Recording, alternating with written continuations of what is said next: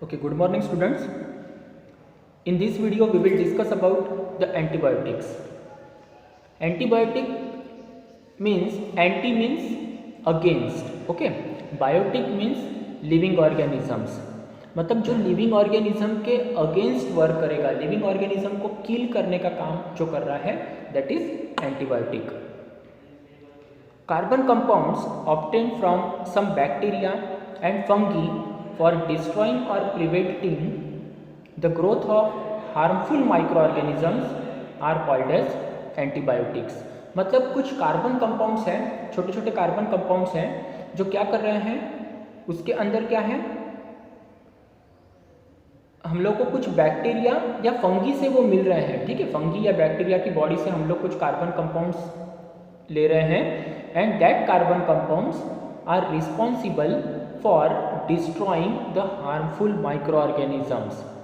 Such carbon compounds are called as antibiotics. Means we are getting antibiotics from bacteria or fungi. Actually antibiotics mainly act against bacteria. Generally antibiotic क्या करते हैं, bacteria के खिलाफ ज़्यादा action करते हैं. मतलब बैक्टीरिया के ऊपर उनका एक्शन जो है वो जल्दी हो जाता है. But some antibiotics kill the protozoans also. Means some antibiotics can destroy protozoans. Okay, मतलब कुछ मोस्ट ऑफ द एंटीबायोटिक्स जो है वो बैक्टीरिया के अगेंस्ट काम कर रहे हैं, but some antibiotics are working against protozoan. Actually, antibiotics are of two types. Antibiotics are of two types: broad spectrum antibiotic and narrow spectrum antibiotic. अब broad spectrum, broad मतलब बड़ा and narrow means छोटा. broad spectrum antibiotic में क्या होता है, some antibiotics are useful against a wide variety of bacteria. Okay, कुछ antibiotics ऐसे हैं जो वाइड वेराइटी ऑफ बैक्टीरिया के खिलाफ काम कर रहे हैं. They are called as broad spectrum antibiotic. Examples are here ampicillin, amoxicillin, tetracycline, etc. मतलब ये तीन आप लोगों को एग्जाम्पल दिए हैं जो ब्रॉड स्पेक्ट्रम एंटीबायोटिक के हैं. अब ब्रॉड स्पेक्ट्रम एंटीबायोटिक मतलब एग्जैक्टली क्या होता है? When the pathogen cannot be identified even through the symptoms of disease are visible.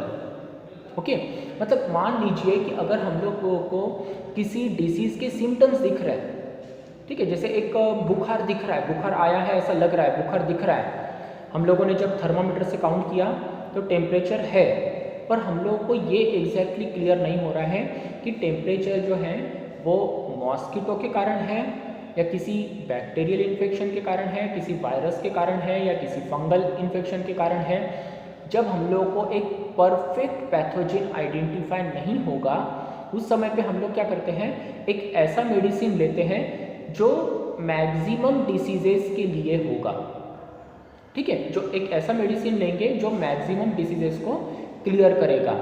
अब उस समय पे हम लोग क्या था, हम लोग को पैथोजन आइडेंटिफाइड नहीं था. मतलब हम लोग को एक स्पेसिफिक पैथोजन पता नहीं था. हम लोगों ने एक बड़ा मेडिसिन लिया जो भी होगा पैथोजन उसको किल करेगा. ठीक है, अब ऐसी कंडीशन में जो एंटीबायोटिक यूज होता है उसे बोलते हैं broad spectrum antibiotic. Just opposite, in narrow spectrum antibiotic what happened, pathogen is perfectly identified.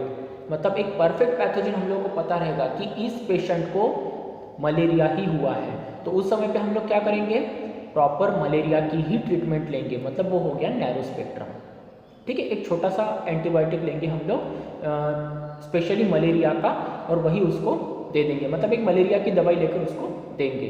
पर जब हम लोग को परफेक्ट माइक्रो ऑर्गेनिज्म जो है या जो भी उसका पैथोजन है वो आइडेंटिफाइड नहीं होगा, तो हम लोग एक कॉमन कोई भी मेडिसिन जो है, कॉमन मेडिसिन हम लोग यूज़ करेंगे.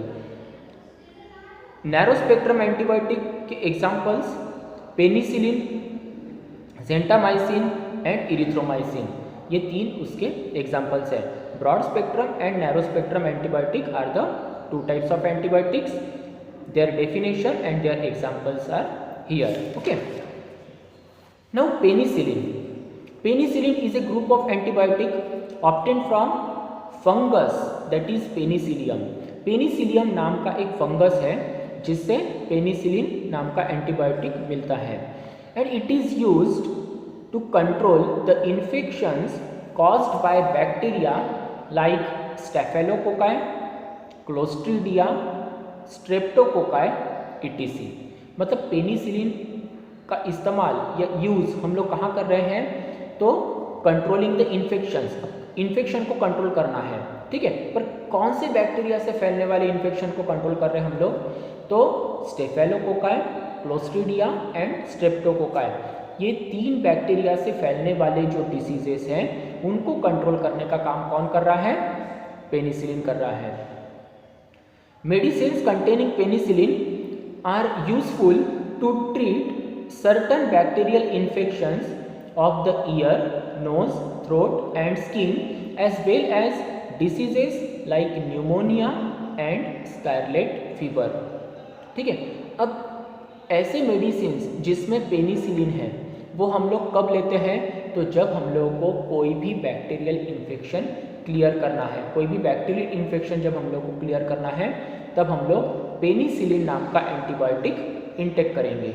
ओके, अब बैक्टीरियल इन्फेक्शन कहाँ होगा, अगर हम लोग को ईयर का इन्फेक्शन है, नोज का इन्फेक्शन है, थ्रोट का इन्फेक्शन है या स्किन का इन्फेक्शन है, ठीक है। ये 4 पार्ट्स हम लोग को मिल गए हैं, 4 ऑर्गन्स में अगर इन्फेक्शन होता है तो बैक्टीरियल इन्फेक्शन को क्लियर करने के लिए हम लोग पेनिसिलिन यूज़ करेंगे।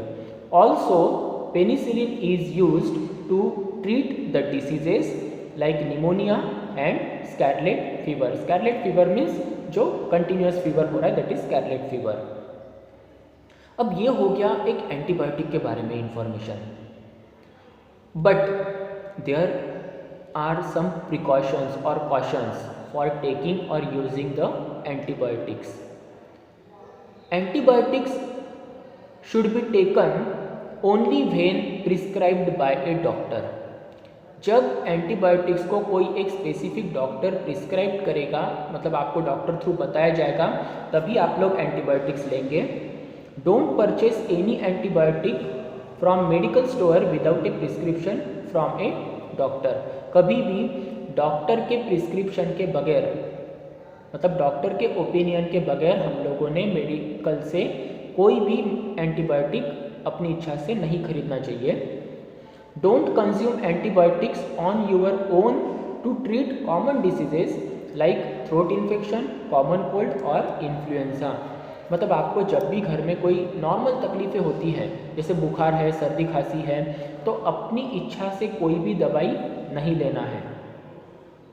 Even if you feel well before completing of the prescribed course of the antibiotic, you must continue and complete it. मतलब अगर आप लोगों को मान लीजिए कि डॉक्टर ने 5 दिन की दवाई दी है, ठीक है, पर आपको 3 दिन में ही ठीक लग रहा है दवाई लेने के बाद, उसके बावजूद भी आप लोगों को 2 दिन एक्स्ट्रा वो दवाई लेना है, मतलब डोज कंप्लीट करना है। Don't suggest to others the antibiotics which were useful to you. अगर एक दवाई से कभी आपको अच्छा लगता है तो किसी दूसरे को वो दवाई नहीं बताना चाहिए, क्योंकि हर एक की बॉडी अलग है, हर एक की बॉडी के ऊपर हर एक दवाई का अलग असर होता है। तो जो दवाई आपको अच्छी लगी वो आप लीजिए, दूसरा नेक्स्ट टाइम डॉक्टर के पास जाएगा, डॉक्टर उसको जो दवाई देगा वो दवाई वो लेगा। So this is all about the antibiotics and one antibiotic example is here, that is penicillin. Now all these are the useful microorganisms. Okay, all these are the useful microorganisms. In next video we will discuss about the harmful microorganisms, that is fungi and clostridia. Okay, fungi और clostridia 2 harmful microorganisms हमारे पास है। ये actually क्या effect करते हैं हमारी body पे या कैसे हार्मफुल है, ये हम लोग देखेंगे हमारे नेक्स्ट वीडियो में। Okay, thank you so much, have a nice day.